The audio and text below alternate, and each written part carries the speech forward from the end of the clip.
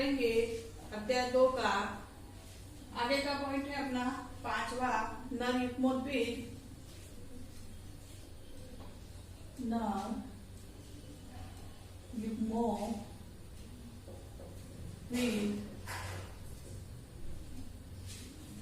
Male gametophyte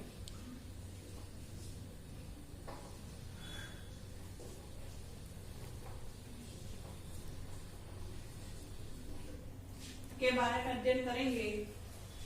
नर युग्मोद्भिद है, यह लघु बीजाणु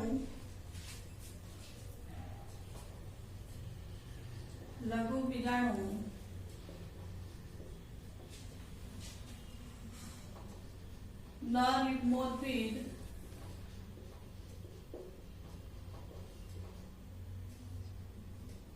की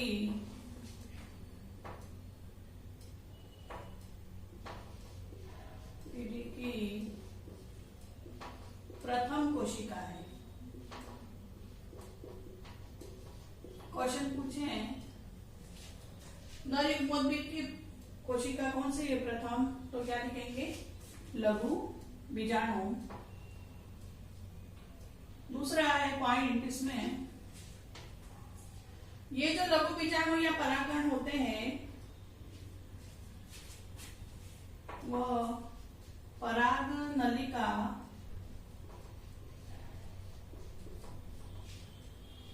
तथा नर युग्मक युक्त अंकुरित परागकण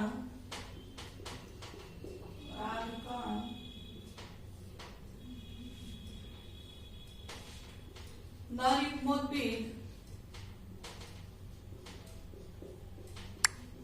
का निर्माण करते हैं। कैसे इनका निर्माण होता है ये है। अब आगे लघु बीजाणु या परागकण में युग्मक जनन की क्रिया, युग्मक जनन की क्रिया से नर युग्मक का निर्माण होता है। अब आगे परागकण में सूत्री विभाजन, सूत्री विभाजन होने से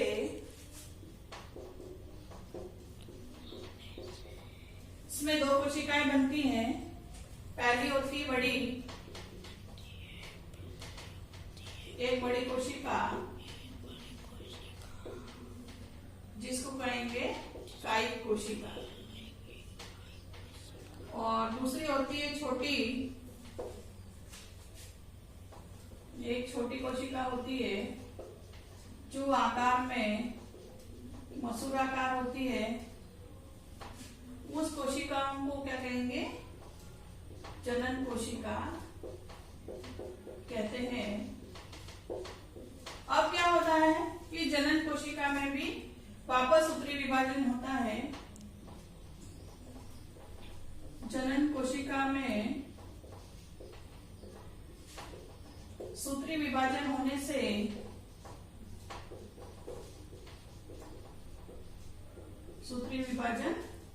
होने से दो नर युग्मकों का निर्माण होता है। अब अपना आगे का पॉइंट है, 6 पॉइंट है परागकण की संरचना। इसके बारे में अध्ययन करेंगे। परागकण की संरचना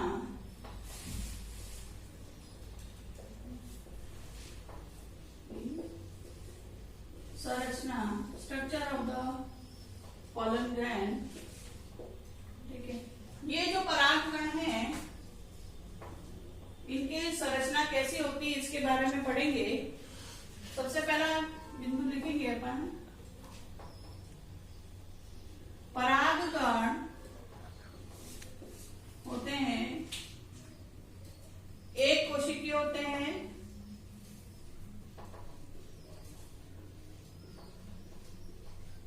एक केंद्रीय होते हैं, चल में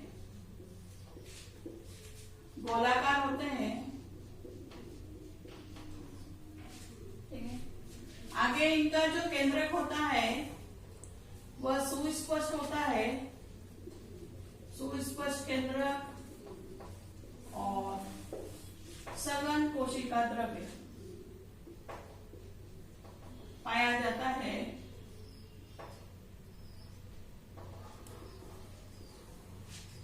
आगे इसकी संरचना, इसमें परागकण में दो स्तरीय भित्ति होती है, दो स्तरीय भित्ति होती है। बाहरी होती है बाहरी भित्ति और दूसरी है आंतरिक भित्ति।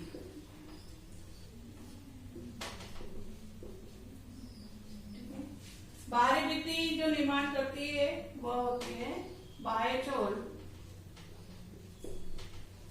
और आंतरिक भित्ति होती है वह अंतःचोल का निर्माण करती है।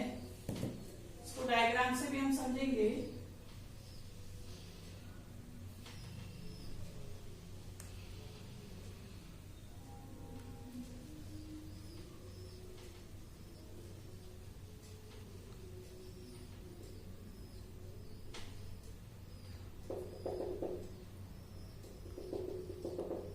ये हो गया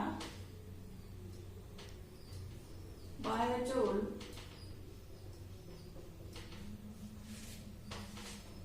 आंतरिक चोल,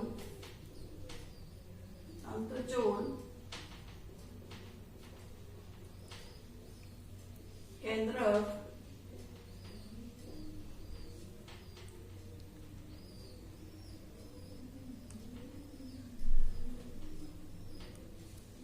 ये है जनन छिद्र।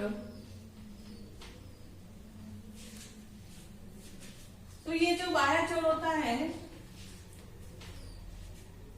कैसा होता है, तो बाह्य चोल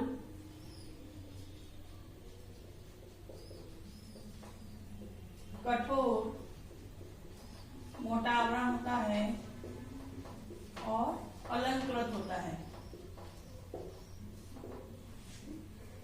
तो जो बाह्य चोल होता है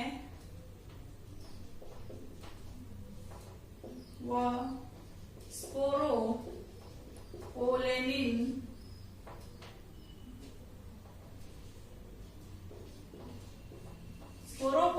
नामक रसायन पदार्थ का बना होता है। अंतःचोल होता है कोमल, मृदु, पतली भित्ति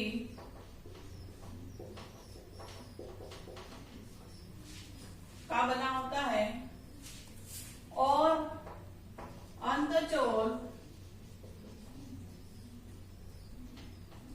पेक्टोसेलुलोज का बना होता है। तो ये तो हो गया बाह्य चोल अंतःचोल के बारे में, इसकी संरचना के बारे में। अब आगे अध्ययन करेंगे इसी में। जो बाह्य चोल होता है वो स्पोरोपोलेनिन का बना होता है। ये जो स्पोरोपोलेनिन होता है वो क्या होता है, भौतिक एवं जैविक अपघटन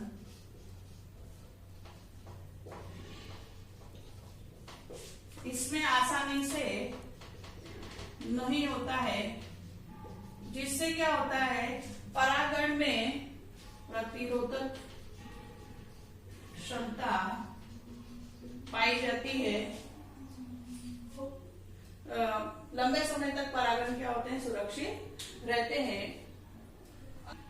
आगे बाह्यचोल में कुछ जनन छिद्र पाए जाते हैं।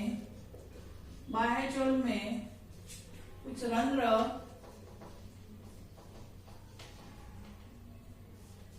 या छिद्र पाए जाते हैं जिन्हें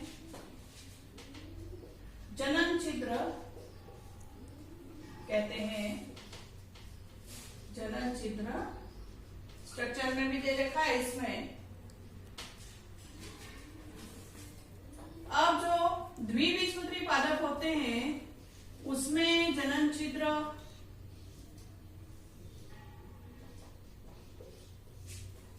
तीन होते हैं। तीन जनन छिद्र पाए जाते हैं और एक बीजपत्री पादपों में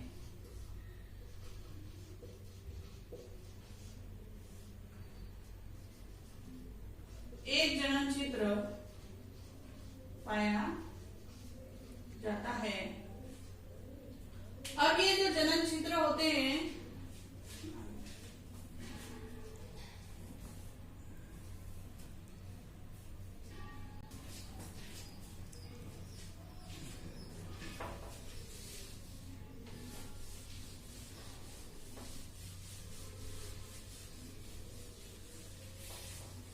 कुछ पादप होते हैं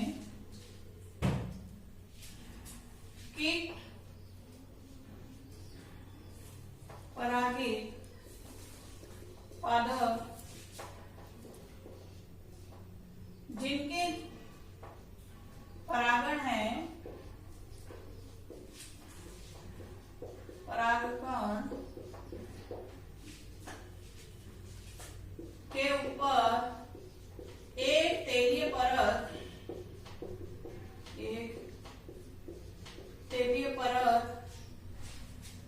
पाई जाती है। ऐसे परागण को पॉलन कीट कहते हैं। ठीक है, क्या कहेंगे? पॉलन कीट। अब ये जो पॉलन कीट वाले पादप होते हैं या परागण होते हैं, पॉलन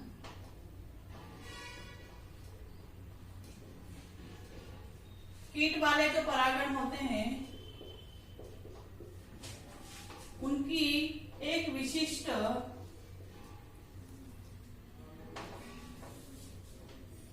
रंग होता है।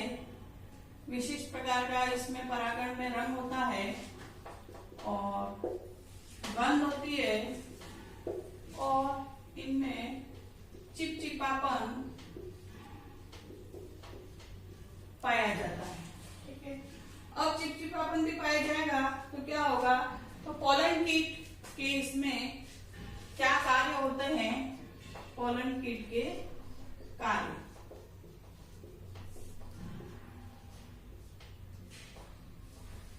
सबसे पहला है कीटों को आकर्षित करना। दूसरा है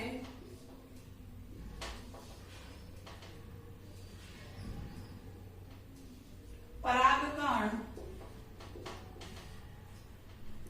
कीट के शरीर से चिपकाने में सहायक। ठीक है, तीसरा है पराबैंगनी किरणों से सुरक्षा। परागकण की पराबैंगनी किरणों से क्या होती है? सुरक्षा भी करता है। ये तो हो गए पॉलन कीट वाले जो भी पादप होते हैं। तो पॉलन कीट का क्या कार्य होता है? अब क्या होता है आगे पढ़ेंगे। जो बाह्यचल होता है उसकी जो भूमिकाओं में, बाह्य भूमिकाओं में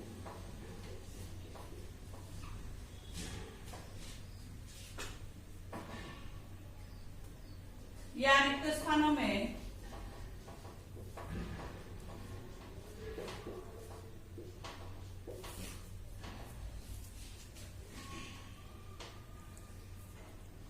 युग्मकों एवं टेपिटम से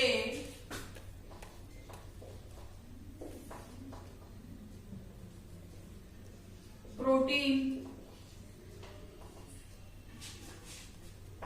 बड़ा होता है।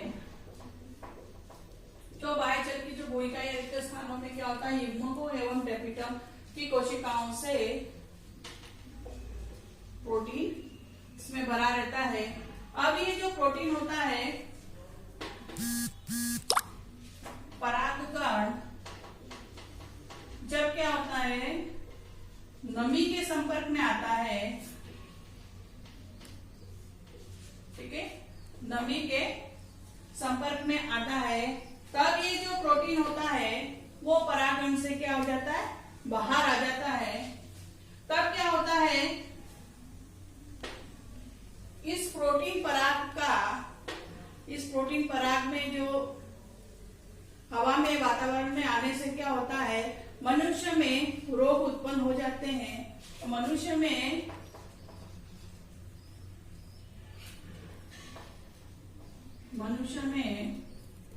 ज्वर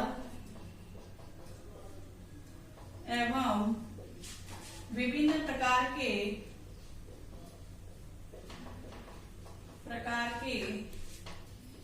पराग से एलर्जी जैसे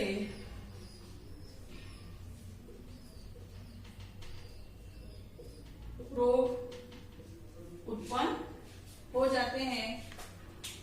अब क्या है, आगे हम देखेंगे जो ये बाह्यजल होता है,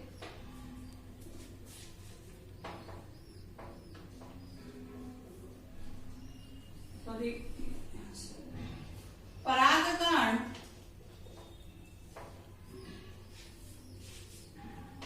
में कुछ प्रोटीन होते हैं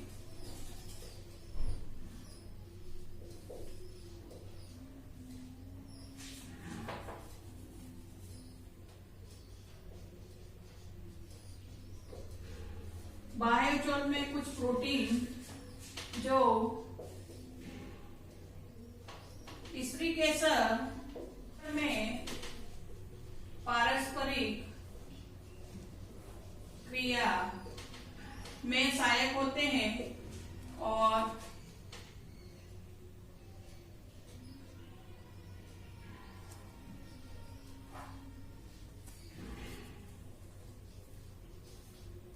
वृक्काग्र में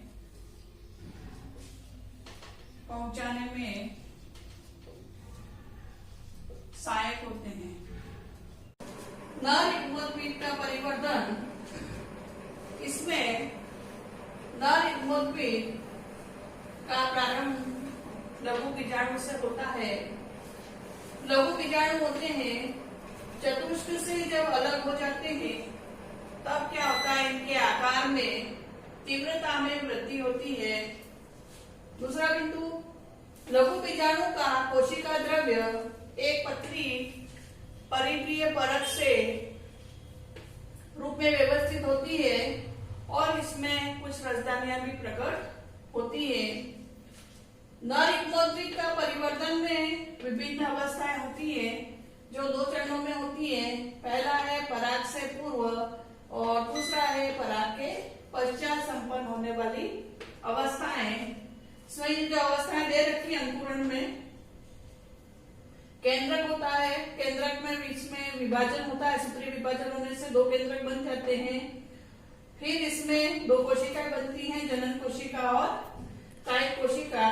फिर जनन कोशिका से परागनलिका का निर्माण होता है और नर युग्मक इसमें बनते हैं और ये कायिक कोशिका इसमें पाई जाती है। परागकण से पहले लघु बीजाणु के केंद्रक में सूत्री विभाजन होता है। एक कायिक केंद्रक, एक बड़ा कायिक केंद्रक और एक छोटा जनन केंद्रक बनता है। कायिक केंद्रक और जनन केंद्रक, इन दोनों के बीच में भित्ति निर्माण होने से कायिक कोशिका और जनन कोशिका का निर्माण होता है। परागण के समय क्या होता है, जब परागण परागकोश से जब मुक्त होते हैं तब क्या होता है, द्विकोशिकी अवस्था में होते हैं। द्विकोशिका मतलब इसमें एक कायिक कोशिका पाई थी और एक जनन कोशिका पाई जाती है। प्रारंभ में क्या होता है, जनन कोशिका परागकण की भित्ति से संलग्न रहती है, फिर बाद में अपनी स्वयं की भित्ति बन जाती है और परागकण भित्ति से बाद में क्या हो जाती है, अलग हो जाती है। इसके बाद जनन कोशिका कायिक केंद्र की ओर बढ़ती जाती है और इसका आकार धीरे धीरे क्या हो जाता है, चपटा होने लगता है और जनन कोशिका होती है वह मसूराकार, तर्कुरूपी, क्रमी रूपी हो जाती है। अब आगे है 8वां बिंदु है नर युग्मकों का निर्माण। इसके अंतर्गत नर युग्मक का जो निर्माण होता है वह जनन कोशिका से होता है। इसमें परागण के अंकुरण के पश्चात पराग नलिका में नर युग्मकों का निर्माण होता है। उदाहरण है अधिकांश आवत बीजी पादप लिलियम और निमोफिला एग्जाम्पल में।